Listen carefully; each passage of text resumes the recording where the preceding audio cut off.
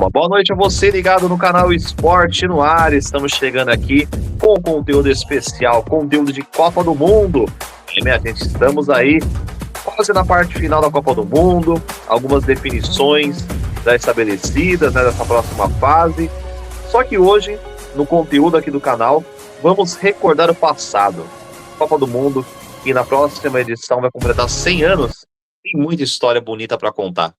E hoje nós vamos relembrar algumas seleções históricas, seleções que eram tidas como favoritas mesmo para ganhar o Mundial e acabaram ficando pelo meio do caminho. Em alguns momentos de forma dramática, em outros de uma forma assim surpreendente. Vamos contar aqui um pouco da história dessas seleções que brilharam, né, encheram os olhos de quem gosta do bom futebol, mas infelizmente acabaram não levando a taça da Copa do Mundo. E para contar a história dessas grandes seleções, está aqui comigo meu amigo jornalista Luiz Fernando Rocati, Luizão, do canal Papo Técnico. Seja bem-vindo, Luizão. Boa noite, Fábio. Boa noite a toda a audiência do Esporte no Ar, para a gente debater, relembrar um pouco de história, até porque a gente já está na reta final dessa Copa de 2026, a gente vai relembrar grandes seleções que não foram campeões da Copa do Mundo. Tem aí, muita gente fala que a melhor é a Holanda de 74, que tinha o Cruyff, que perdeu para a Alemanha na final, então tem muita coisa boa para a gente contar. Com certeza, Luizão, e aproveito a você que vai nos acompanhar aqui, a deixar sua mensagem e também não esqueça de deixar o like, né? É importante demais para o canal você deixar o like. Se gostou do conteúdo, compartilhe com aquele amigo, com aquele familiar que gosta de boas histórias do futebol e, claro, em especial da Copa do Mundo, né? Vamos recordar essas grandes seleções que eu tenho certeza que muitas pessoas que estão nos acompanhando sabem de alguma ou outra ali que marcou seu coração e com certeza de muitas pessoas pelo mundo. E também convido, né, a você seguir a gente nas redes sociais, Instagram, @Esporte no Ar Oficial, sigam lá sempre com conteúdos atualizados, e também no TikTok, @Esporte no Ar.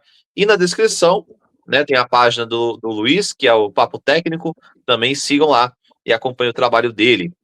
E também saudar as pessoas, né, que sempre estão com a gente aqui, Luzia Begali, lá de Pouso Alegre, Minas Gerais, o seu Antônio Gomes, o Tom Santos, e a Fabi Lira, e tantas pessoas aí, que Severino Soares também, Marco Tucci, toda a galera que está sempre acompanhando a gente aqui no canal, né, os nossos parceiros aqui de canal, o Júlio, o Marcos Marchione, o Jonathan, o Eric, o Darlan, o Rafa, né, e toda a galera aqui envolvida no canal Esporte no Ar. Grande abraço e vamos começar aqui o conteúdo de hoje, porque é um conteúdo muito legal de se falar também, e a gente sabe que a Copa do Mundo é o maior objetivo de qualquer seleção, mas o torneio também mostrou que talento, favoritismo e grandes campanhas sempre são suficientes para conseguir o principal objetivo, que é levantar a taça.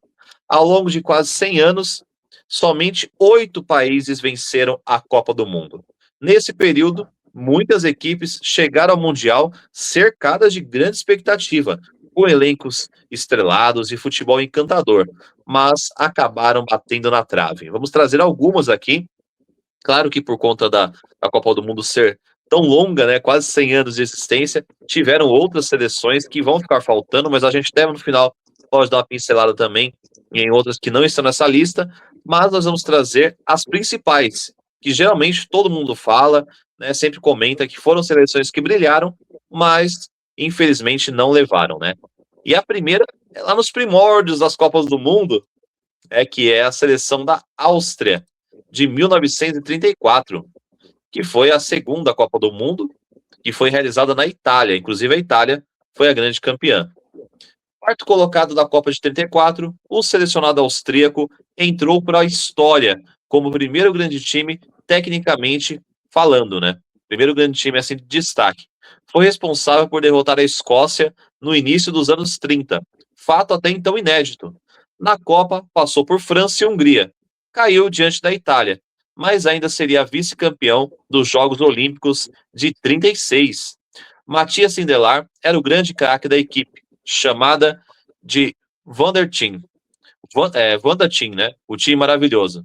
Disputa do terceiro lugar, perdeu para a Alemanha por 3-2, garantindo o quarto lugar. O estilo de jogo da Austrália de 34 era inspirado na escola escocesa e baseava-se em passes curtos, rápidos e triangulações envolventes. O time base dessa seleção austríaca histórica: goleiro Peter Pletzer, defensores Karl Sesta e Franz Cesar, meio-campistas Josef Smitke, Franz Wagner e Walter Noth. No ataque tínhamos Karl Zienski, Joseph Bican, Matias Sindelar, que era o principal craque do time, né, habilidade de homem de papel. Tem Anton Excel, Andreas Sesta. O técnico, o Hugo Meis. Então esse era o time austríaco que abrilhantou o futebol lá no início dos anos 30 e foi muito bem na Copa do Mundo disputada na Itália em 1934. Grande história, né, Luizão? Começando aqui a nossa saga, né, por essas grandes seleções que não levaram a Copa, a Áustria não poderia ficar de fora.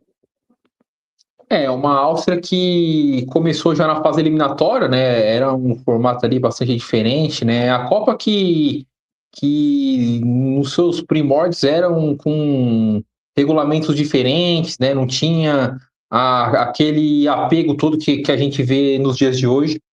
Mas é uma Áustria que fez bonito, né? Uma Áustria que, como você disse, quarto lugar nessa Copa de 34 e nos Jogos Olímpicos de 36 acabou ficando com a medalha de prata.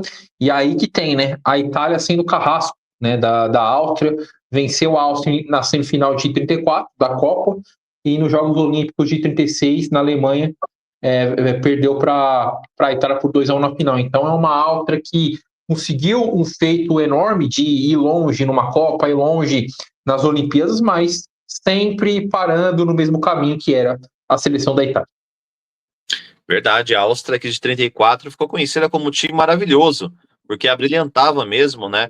Para quem gostava de assistir um bom jogo, e fez bonito nessa Copa do Mundo de 34, e com certeza não poderia ficar de fora dessa nossa lista aqui de seleções memoráveis, né?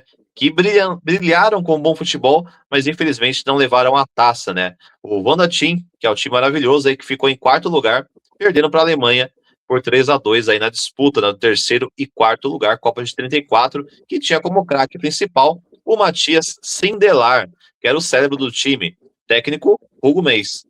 Agora passando para 20 anos depois, outra grande seleção, essa com certeza muita gente já ouviu falar em algum momento, que é a Hungria de 1954, na Copa do Mundo, disputada lá na Suíça. A Hungria chegou para a Copa do Mundo de 54 com um favoritismo que poucas equipes puderam experimentar. Liderada por Puskás, a seleção era considerada uma potência praticamente imbatível. A campanha do Mundial da Suíça foi quase perfeita. Na fase de grupo, os húngaros atropelaram a Coreia do Sul por 9-0. Minha gente, 9-0 logo na estreia. Venceram a Alemanha Ocidental por 8-3 e eliminaram o Brasil e o Uruguai no mata-mata. No final, abriram 2-0 contra os alemães, mas sofreram a virada por 3-2 em um jogo que ficou conhecido como Milagre de Berna. A derrota transformou aquela Hungria em símbolo das grandes seleções que encantaram o mundo, mas não conquistaram a Copa do Mundo. A seleção da Hungria de 54 inovou o esporte com um esquema tático que mais tarde seria conhecido como 4-2-4.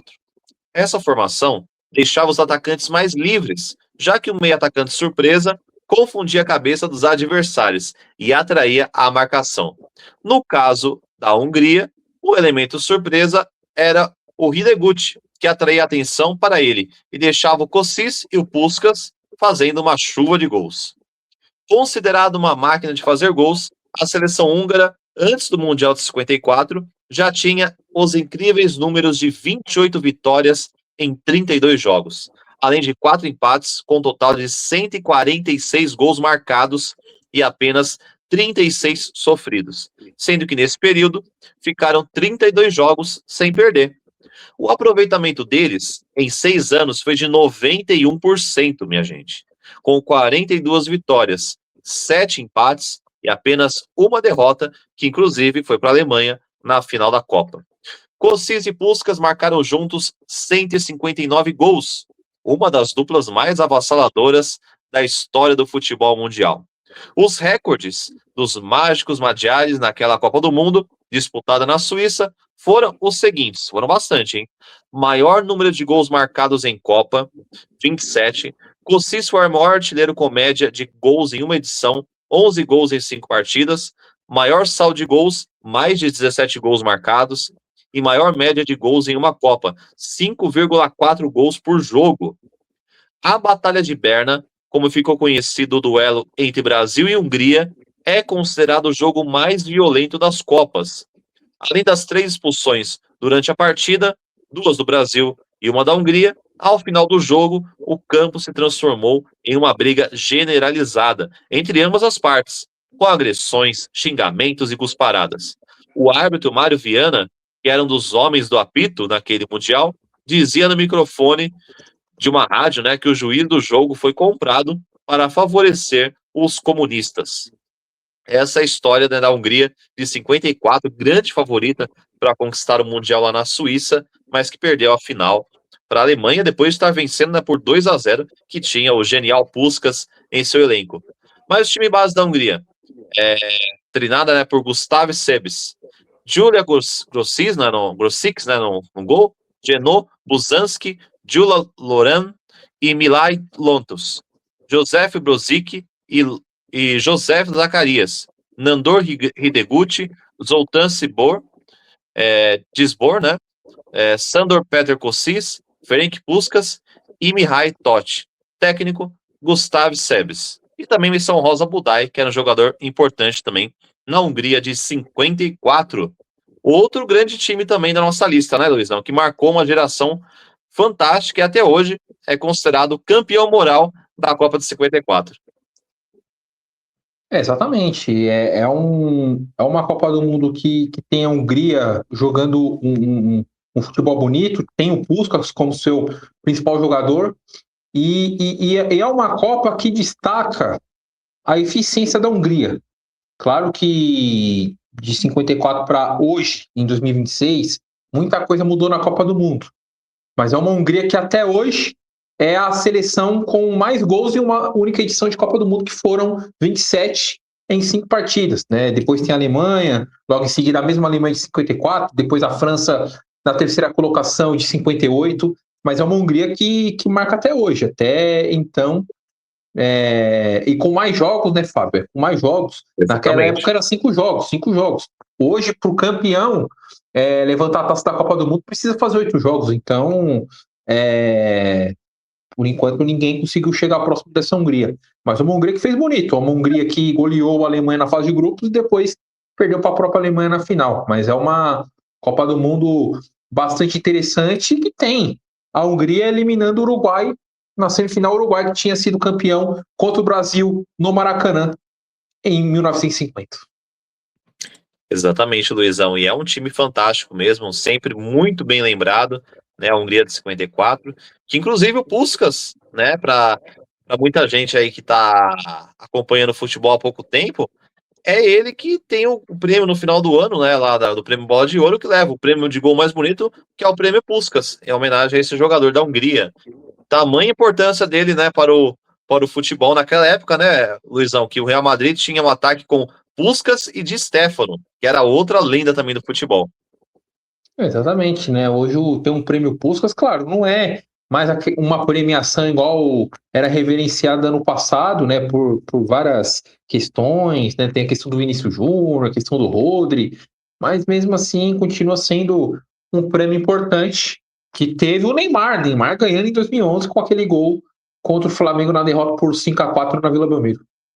Exatamente, Neymar já venceu aí o prêmio Puskás, né, um belo gol, inclusive naquele jogaço, o Wendel Lira, o Wendel Lira também.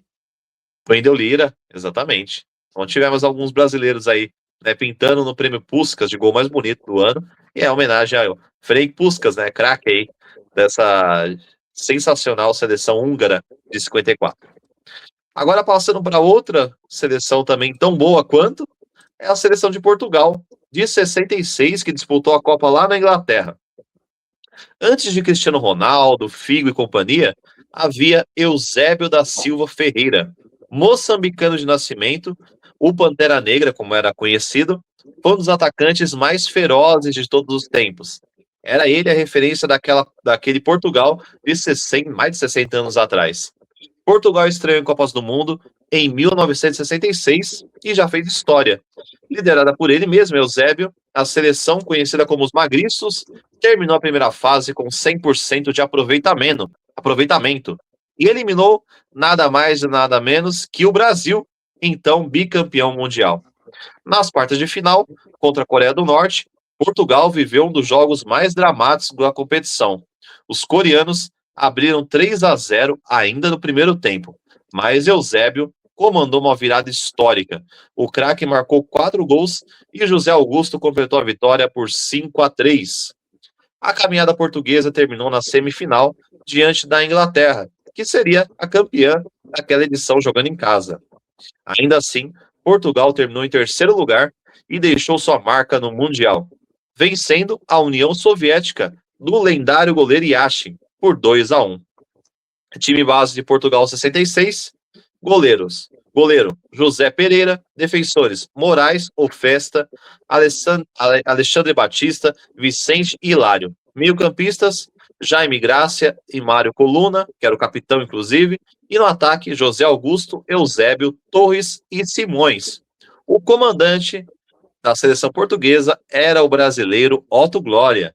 Então, repetindo, José Pereira, Moraes, Alexandre Batista, Vicente Hilário, Jaime Graça, Mário Coluna, José Augusto, Eusébio, Torres e Simões, professor Otto Glória. Essa era a grande Portugal aí de 66, liderada pelo Pantera Negra, o craque Eusébio, Luizão. O Eusébio que era o principal jogador de Portugal, é um Eusébio que levou Portugal para a sua melhor campanha de Copa do Mundo até hoje. Portugal que foi eliminado, a gente grava esse vídeo no dia 7 de julho, Portugal foi eliminado no dia 6 para a Espanha. E depois dessa campanha, Portugal conseguiu em 2006 chegar a jogar uma semifinal, mas caiu para a França e perdeu a decisão de terceiro lugar para a Alemanha. Então, essa campanha de Portugal, com o Eusébio sendo importantíssimo nessa campanha e sendo o artilheiro dessa Copa, o Eusébio marcou 9 gols nessa Copa do Mundo, e uma Copa do Mundo que tem o Brasil sendo eliminado pela segunda vez em sua história na fase de grupos. O Brasil caiu em 30, em 66 na fase de grupos. Então é uma Copa bastante marcante. Tem também, até fugindo um pouco do assunto rapidamente, a Inglaterra sendo campeã com um gol que a bola não entrou contra a Alemanha. Então é uma Copa de várias histórias que tem o Portugal aí sendo destaque com o Eusébio. E é aquilo, né, Fábio? É um Eusébio que em 62, pelo Benfica, jogou a final do Mundial de Clubes contra o Santos. O Santos de Pelé acabou vencendo o Benfica na final do Mundial. Exatamente, né? Um baita jogo também, né? O Santos campeão do mundo em cima do Benfica, que tinha a base praticamente, né, da seleção portuguesa. Na verdade, o Benfica era a base da seleção portuguesa e tinha o Eusébio como um dos principais jogadores aí também. Né? O Benfica que marcou história, né? Marcou história na época, então não era fácil jogar contra os portugueses naquela época, né? E a seleção portuguesa refletiu muito bem isso, né? Primeira participação de Portugal em uma Copa do Mundo e já chegar tão longe, né? Chegar aí perto de disputar uma final. Por pouco ali, Portugal conseguiria esse feito e fez muito bem aí. E interessante, né, Luizão? Treinada por um brasileiro, né? O Otto Glória, técnico muito conhecido na época. Exatamente, né? O Otto Glória era o treinador desse Portugal de 66 e é aquilo, né? A gente vê a seleção brasileira hoje treinada pelo Carlo Ancelotti. Carlo Ancelotti, que é um técnico estrangeiro. O Otto Glória era o técnico de Portugal em 66. Depois teria o Filipão sendo treinador de Portugal em 2006. Inclusive foi vice-campeão da Euro 2004. Depois foi campeão, foi para a Copa do Mundo 2006. Na campanha o Portugal ficou na quarta colocação. Então, curiosidades, né, de Copa do Mundo com técnicos brasileiros estando em outras seleções. O Otto Glória é um técnico super conhecido, treinou o Vasco, treinou o Grêmio, treinou o Benfica. A gente fala muito porque o técnico brasileiro não tem espaço no futebol europeu. O Otto Glória ali na década de 50, na década de 60, estava vivendo seu auge, sendo campeão em várias vezes do Campeonato Português pelo Benfica. Perfeito. Agora passar para outra grande seleção, né? Essa aqui, com certeza muita gente lembra, que é a Holanda, de 1974, né? Na Copa do Mundo, disputada na Alemanha. A Holanda é uma das seleções mais influentes da história do futebol. Comandada por Rinus Michels e liderada por Johan Cruyff, a equipe apresentou ao mundo o futebol total, que é baseado, né, em uma movimentação, pressão e ocupação inteligente de espaços, né? Não deixava o adversário respirar praticamente ali quando ia para a marcação total. Conhecida como Laranja Mecânica, a Holanda encantou na Copa do Mundo da Alemanha Ocidental e chegou à final após grandes atuações, incluindo uma vitória marcante sobre o Brasil. Vocês viram que até agora algumas seleções aqui, tanto Portugal de 66, a Hungria de 54 e a Holanda de 74, venceram a seleção brasileira naquela ocasião. Na decisão contra os donos da casa, os holandeses abriram o placar antes mesmo que os alemães tocassem na bola, né? Muito rápido. Porém, a Alemanha Ocidental reagiu, virou o jogo e venceu por 2-1 e acabou sendo campeã. Time base: Youngblood, Surbir, Hen, Heisbergen, Klau, Van Hanegem, Janssen, Niskens, Hepp, o Cruyff e o Renzenbrink. Técnico, o lendário Rinus Michels. Então era aí o time base da seleção holandesa de 74, a Laranja Mecânica, que marcou uma história e deixou um legado gigantesco para os times que vieram em sua sequência, né? Então a Holanda de 74 também, assim como a Hungria de 54, é a campeã moral daquele Mundial, Luizão. Para mim a Holanda de 74 é a seleção que mais encantou. É uma seleção que muitos treinadores, muitas equipes em anos seguintes se espelharam nessa Holanda de 74, que tinha o Cruyff, que tinha o Rinus Michels como o seu treinador. Rinus Michels participou de 2 grandes momentos, né, pela seleção da Holanda. Em 74 foi vice-campeão e em 88 foi campeão da Euro. Eurocopa que tinha a Holanda com o Rijkaard, com o Ruud Gullit, com o Van Basten, Ronald Koeman, que foi treinador da Holanda nessa última Copa do Mundo, venceu por 2-0 a União Soviética. Então, é o Rinus Michels que marca história na história do futebol. Para muitos, é um dos maiores técnicos, aí tem a comparação com o Guardiola, enfim. Mas é um treinador que marcou, que marca até hoje, né, a história do futebol. E essa Holanda, a Holanda que goleou a Argentina, a Argentina que 4 anos depois venceria a Holanda na final de Copa, né? Uma Copa do Mundo bastante polêmica, né? Com algumas histórias aí de conspiração, enfim. Mas é uma Holanda que nos anos 70 era bastante forte e bateu na trave, né? Tem até aquela história que o Cruyff, no intervalo do jogo, tava fumando no banheiro, né, Fábio? É verdade. Essa história é famosa mesmo. Aliás, o Cruyff era um jogador que era um tanto quanto polêmico, né, em suas ações em alguns momentos, mas jogava bola demais, né? Depois virou treinador também, mas jogou muito, né, nessa época na Holanda, no Barcelona, no Ajax, né, antes também, que ele se consolidou ali como um grande jogador e um dos principais nomes, né, Luizão, da década de 70, foi bola de ouro algumas vezes, então ele era praticamente o líder, né, dessa grande geração brilhante da Laranja Mecânica de 74, que inspirou outros times, né, no decorrer dos anos aí. Exatamente, né? É uma Holanda que era futebol total. Hoje muita gente fala, minha equipe joga assim, joga de maneira ofensiva. Muita gente acha que o futebol mudou hoje, mas não. O futebol já tinha essas mudanças radicais nessa Copa de 74 com a Holanda. Então é o Rinus Michels, né? Que está na história do futebol e está na história do futebol holandês. Para mim, o maior técnico da história do futebol holandês. Com certeza, para mim também. Revolucionou esse esquema tático dele fantástico da marcação total, pressão total, né? O futebol total marcou muito a época, né, nesse momento e com certeza Ele, para mim, é um dos técnicos lendários da história do futebol, né? Teve tantos outros, mas Rinos Mitchells foi ali um dos pioneiros naquele momento, né?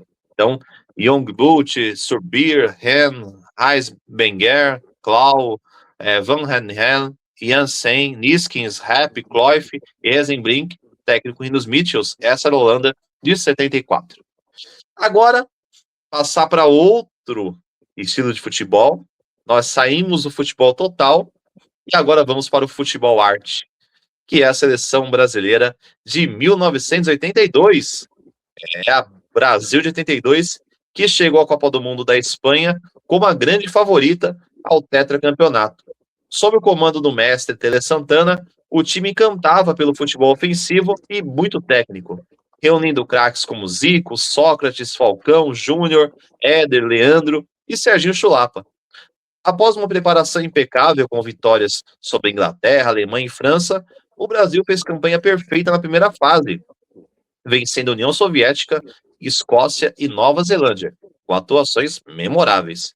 Na segunda fase, a equipe confirmou favoritismo ao derrotar a Argentina por 3-1, em uma partida marcada pela expulsão de Diego Armando Maradona. Bastava um empate contra a Itália para garantir vaga nas semifinais. E aí chegamos ao dia 5 de julho de 1982, no estádio Sarriá, em Barcelona. E lá aconteceu nos jogos mais marcantes da história das Copas do Mundo. A Itália, que havia decepcionado na primeira fase, contou com uma atuação histórica de Paulo Rossi, que havia voltado de uma lesão recente e nesse jogo marcou 3 gols, na vitória por 3-2. O Brasil chegou a empatar 2 vezes, com gols de Sócrates e Falcão. Lembrando que o Brasil, naquele formato de 82, ele jogava apenas por empate, por conta da campanha. O Brasil chegou a empatar, né, 2 vezes com o Sócrates Falcão, mas acabou eliminado na partida que ficou conhecida como a tragédia do Sarriá. Nos minutos finais, o goleiro Dino Zoff fez uma defesa decisiva em cabeçada de Oscar, impedindo o empate brasileiro e aí, posteriormente, a classificação. A eliminação gerou uma enorme comoção no país e é lembrado, viu, ao lado do Maracanaço de 50 e do fatídico 7-1 de 2014, como uma das maiores dores do futebol brasileiro. Apesar de não conquistar o título, a seleção de 82 entrou para a história como uma das melhores e mais talentosas de todos os tempos, tornando-se campeã no coração dos torcedores e símbolo total do futebol arte. Time base do Brasil de Tele Santana: Valdir Pérez, Leandro, Oscar, Luizinho e Júnior. Toninho Cerezo, Falcão, Sócrates e Zico.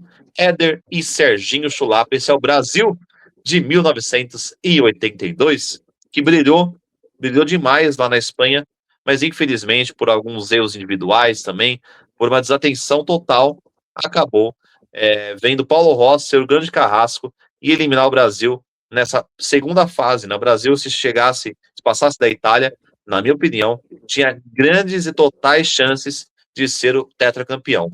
Mas aí acabou, no final das contas, a Itália sendo a campeã, né, naquele momento. Luizão, Brasil de 82 também inesquecível. É um jogo bastante marcante na história do futebol e bastante dolorido, né, na história do futebol brasileiro. Até porque É verdade. é um Brasil que encantava, que tinha o Tele Santana, que ainda não era aquele. Claro, era o Tele Santana que foi campeão brasileiro com o Atlético em 71, mas não era ainda o Tele Santana que viria a ser do São Paulo. E é um Tele Santana que fez 2 ciclos de Copas do Mundo, de 80 a 82, para essa Copa, depois saiu, vem o Evaristo de Macedo, e aí, já na reta final, para jogar a Copa do Mundo, o Tele Santana voltou em 85 e 86. Mas é um Brasil que, para muitos, o próprio Guardiola, ele se espelha bastante nesse Brasil de 82, sempre que tem a oportunidade ele fala desse Brasil. É um Brasil magnífico, né? Com Sócrates, com o Falcão, com o Júnior, o Careca, vale lembrar que o Careca foi campeão em 78 pelo Guarani, se lesionou meses antes dessa Copa do Mundo, aí a dupla de ataque ali foi Serginho Chulapa e Éder Aleixo. Então é um Brasil que poderia ter ido mais longe, mas enfrentou uma Itália muito bem organizada, uma Itália ali que tinha o Paulo Rossi, que marcou 3 gols, Paulo Rossi que depois foi importante na final também marcando gol, tinha o Bruno Conte, que era um jogador versátil nesse time aí da Itália, jogador da Roma. O Gino Zoff, que foi o goleiro mais velho a ser campeão de Copa do Mundo, depois foi treinar a Itália, vice-campeão da Euro em 2000. Então, é um jogo de vários ingredientes e que acabou dando Itália 3-2 da seleção brasileira. Só uma curiosidade desse jogo, é uma Itália que tinha no banco de reservas o Baresi e o Massaro, que depois, em 94, seriam vice-campeões, perdendo pênaltis para a seleção brasileira do Parreira. Os dois, né? Inclusive. Os dois perderam o pênalti. O Carlo Ancelotti não estava nessa seleção de 82, né? O Ancelotti jogou 90. Foi 90, né? Então é isso mesmo. Mas é uma grande geração também da Itália, né? O goleiro Dino Zoff, que era veterano também, que fez uma defesa magistral diante do Oscar. Quase que o Brasil empata no finalzinho desse jogo. Se vocês puderem, acompanhem no YouTube, tem trechos, né, dessa partida. Acho que se bobear até o jogo inteiro lá, porque foi bem marcante. E tem essa defesa no final aí. Com o empate, né, Luizão? Naquele formato, o Brasil se classificaria para a próxima fase e com certeza chegaria na final, né? Era um formato diferente, né? A partir de 86 já começou já o formato tradicional que a gente vê hoje, mas até 82 era esse formato, né? Tinha a primeira fase ali e depois avançavam, tinha outra fase de grupos. E aí o Brasil, que já tinha vencido a Argentina que tinha o Maradona jogando sua primeira Copa do Mundo. Maradona que foi até expulso nesse jogo, e o Brasil só dependia de um simples empate, mas acabou sendo derrotado, e a Itália depois seria campeã contra a seleção da Alemanha. Isso aí, então aqui a memória, né, do Brasil de 82. Brasil! O Brasil do futebol arte. E agora passando para outra seleção do Brasil. Brasil! Só que de muitos anos depois, que é o Brasil de 2006. Inclusive aqui no canal nós fizemos, há uns 2 anos atrás, se eu não estiver enganado, o mano a mano. Brasil 82 contra Brasil 2006. E o Brasil 2006 também é outra seleção tida como uma das grandes favoritas a conquistar o Mundial. Era, naquele momento, o atual campeão. O Brasil tinha sido penta em 2002 e chegou a 2006 com um favoritismo gigante, né? E o Brasil chegou cercado de enorme expectativa depois do penta em 2002 e uma campanha dominante nas eliminatórias, além, é claro, né, dos títulos de Copa América de 2004 e da Copa das Confederações de 2005. O Brasil, ele só dava baile naquela época, né? E desembarcou na Alemanha apontado como grande favorito ao hexacampeonato. Com o retorno de Carlos Alberto Parreira ao comando técnico, auxiliado pelo Zagallo, a equipe reunia alguns dos maiores craques do futebol mundial. Cafu, Roberto Carlos, Ronaldo, Ronaldinho Gaúcho e Kaká formavam a base de um elenco repleto de talento. No ataque, Parreira apostou no famoso quadrado mágico, né, formado por Kaká, Ronaldinho, Adriano e o Ronaldo Fenômeno. Uma formação extremamente ofensiva que simbolizava o poder técnico da equipe. Entretanto, a preparação para o Mundial de 2006 ficou marcada pela excessiva exposição da seleção durante o período de treinamento em Wings, na Suíça. A concentração transformou-se em um grande evento comercial, com presença de torcedores, patrocinadores e atrações, fator que muitos apontaram como prejudicial ao foco da equipe. Na fase de grupos, o Brasil venceu os 3 compromissos: 1-0 sobre a Croácia, gol de Kaká, 2-0 diante da Austrália e 4-1 contra o Japão, né, o Japão de Zico, garantindo a liderança da chave sem apresentar um futebol convincente. Nas oitavas de final, eliminou Gana por 3-0, resultado que mascarou uma atuação abaixo das expectativas, só que foi nesse jogo que Ronaldo se tornou o maior artilheiro das Copas. Fato que, né, nesse ano já é o Messi, né, o grande artilheiro dos mundiais. O grande teste veio nas quartas de final contra a França. Liderados por Zidane, os franceses dominaram a partida. Em uma atuação memorável, o camisa 10 francês comandou o meio de campo e deu assistência para Thierry Henry marcar o único gol do confronto. O Brasil teve uma atuação muito abaixo, muito apática, né? Criou poucas oportunidades e foi eliminado com a derrota por 1-0. A queda precoce encerrou de forma frustrante a trajetória de uma das seleções mais talentosas da história recente. O chamado quadrado mágico jamais conseguiu reproduzir o brilho esperado, o que tinha mostrado na Copa América, na Copa das Confederações e nas eliminatórias. E fatores como a falta de equilíbrio tático, o desgaste físico de alguns jogadores, a preparação meio conturbada ali, né?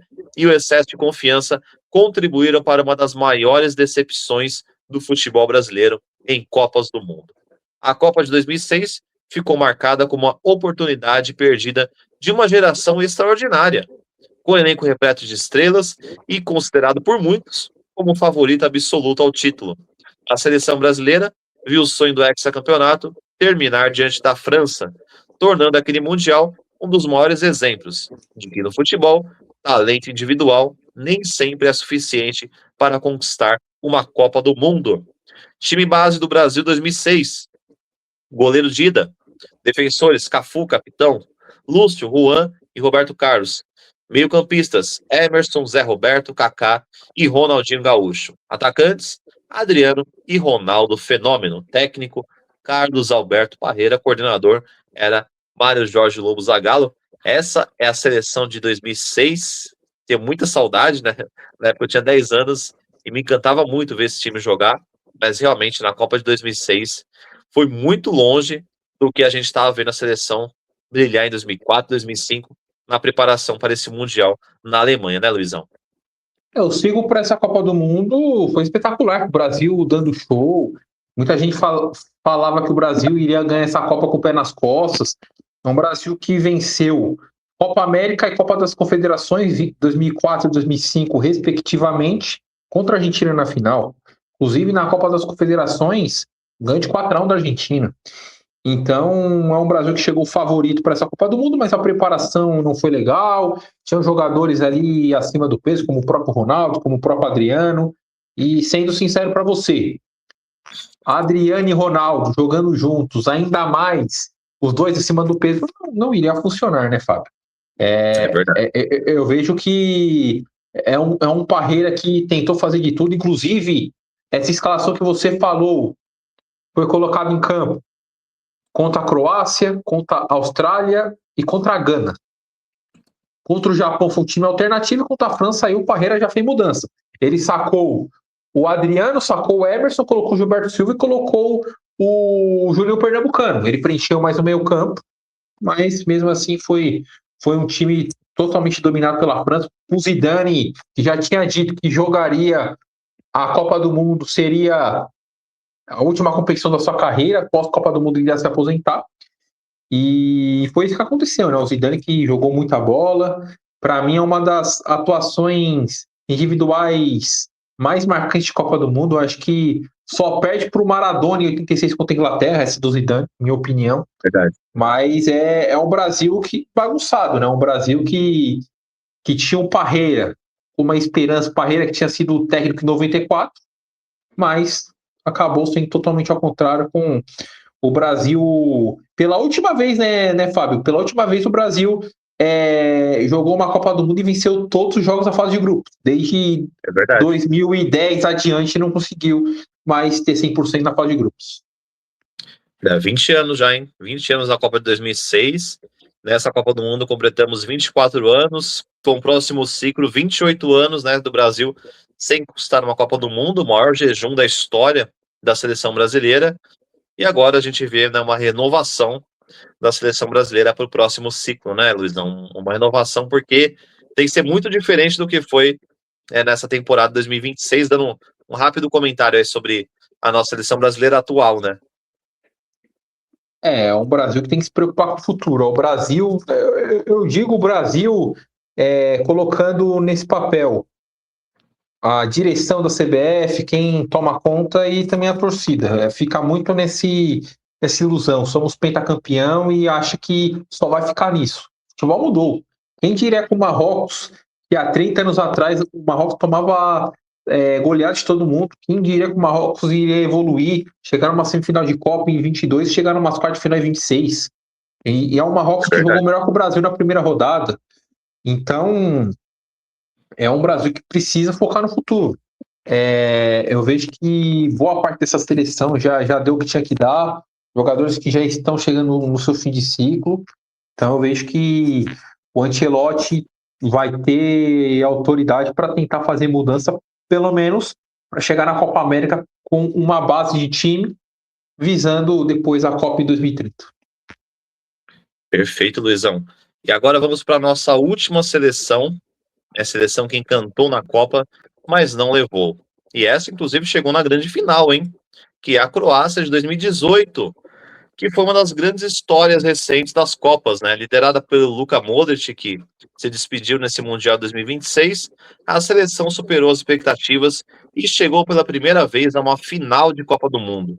Na fase de grupos, os croatas venceram Nigéria, Argentina e Islândia, avançando com 100% de aproveitamento. Depois passaram por Dinamarca e Rússia, nos pênaltis, e venceram a Inglaterra na semifinal por 2-1. Na superdecisão, contra a França, a Croácia perdeu por 4-2, mas saiu da Rússia com uma campanha histórica. A trajetória também ajudou Modric a conquistar a Bola de Ouro, encerrando naquele ano a sequência de domínio de Messi e Cristiano Ronaldo na premiação. Então vamos relembrar, né, os jogadores da Croácia, finalista, né, de 2018, vice-campeã da Copa do Mundo da Rússia. O Subasic, né, o goleiro, defensores Šimer Versalico, Dejan Lovren, Demagog Vida, Ivan Strinic, Marcelo Brozovic, Ivan Rakitic, Luka Modric, né, o meio armador e principal craque da equipe.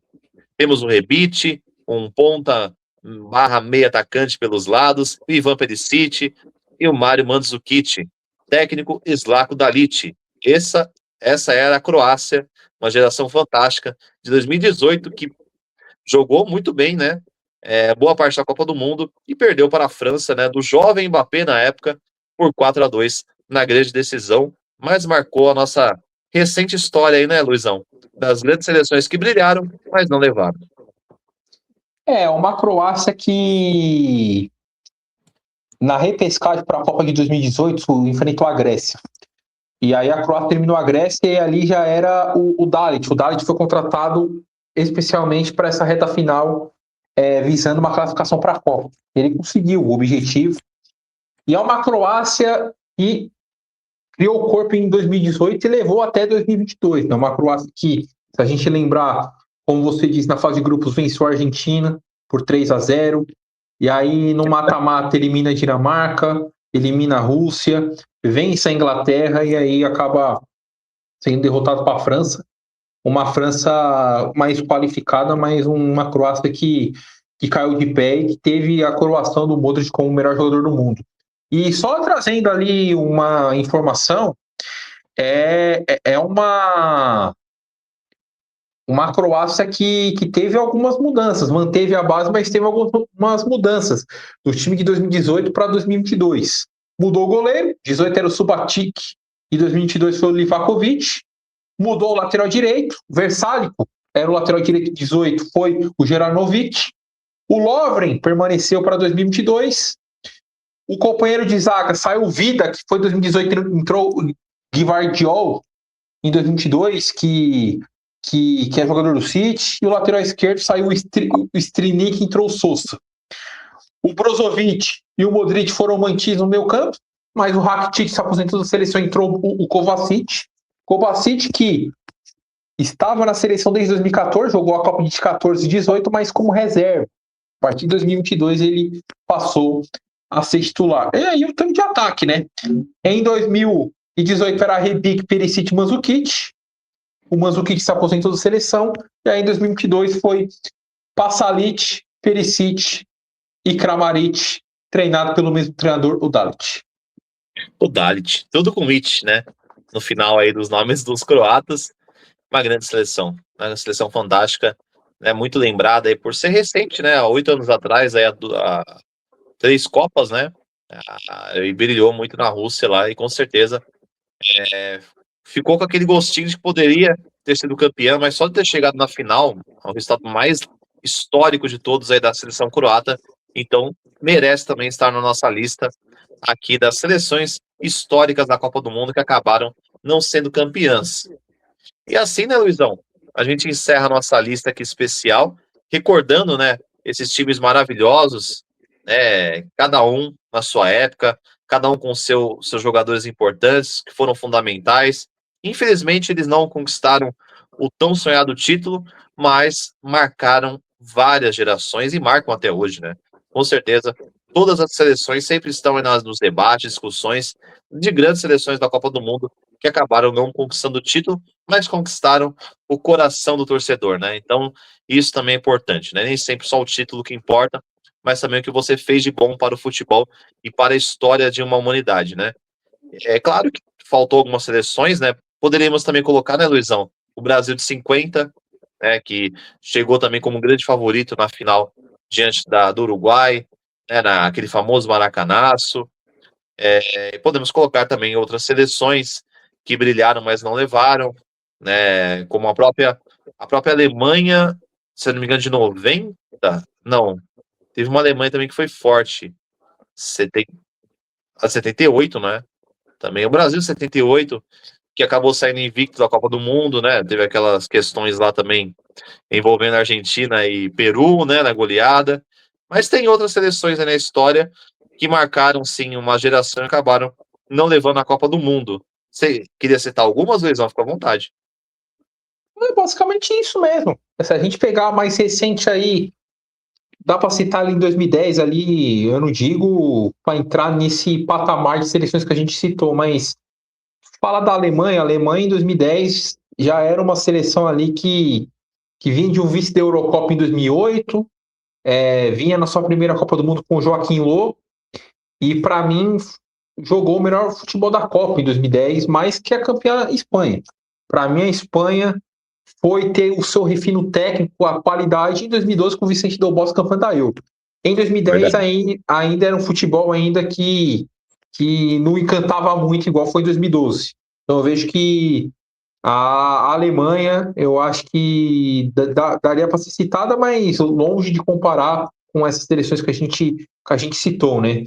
A Holanda em 2014 também, uma Holanda que para mim jogou o melhor futebol da Copa, mais que a seleção da Alemanha, uma Holanda que era treinado pelo Van Gaal, uma Holanda que 2010 foi vice, 2014 foi terceiro lugar. Então são seleções aí que daria para citar, mas longe de comparar com essa Hungria, com essa Áustria, com o Brasil de 82, com o Brasil de 2006. Então é a história do futebol, né? A história do futebol sempre vai tomar a Copa do Mundo de seleções que faltou aquele capricho final para poder levantar a taça. Faltou pouco, né? Algumas chegaram à grande final, outras pararam no meio do caminho, mas com certeza marcaram, né, uma história fantástica nas Copas do Mundo. Aproveitar, né, agradecer a todos que estiveram conosco aqui acompanhando. Deixe seu comentário se faltou alguma seleção também histórica de Copa do Mundo que vocês se lembram, né? Que poderia ter ganhado, mas acabou não conquistando a tão sonhada taça. Poderia ter ido mais longe, mas acabou parando no meio do caminho. E agradecer também você, Luizão, de ter aceitado o convite e participar com a gente dessa live tão especial aqui, em ritmo ainda de Copa do Mundo. Eu que agradeço, Fábio. A gente já está chegando na reta final da Copa do Mundo e sempre à disposição para a gente relembrar a história, né? A gente está na atualidade, mas é bom sempre a gente voltar para o passado para relembrar grandes seleções que, infelizmente, bateram na trave e não conquistaram a Copa do Mundo. Isso aí, um grande abraço a você, muito obrigado pela participação. Sigam aí o nosso canal, também a página também do Luizão está aqui na descrição. Acompanhe o trabalho aí e não se esqueça, gostou do conteúdo, compartilhe, né, com familiares, com os amigos, que é sempre importante, e nos ajude a fazer o canal Esporte no Ar. Um grande abraço, curta a Copa do Mundo aí, tá chegando no finalzinho, e até mais.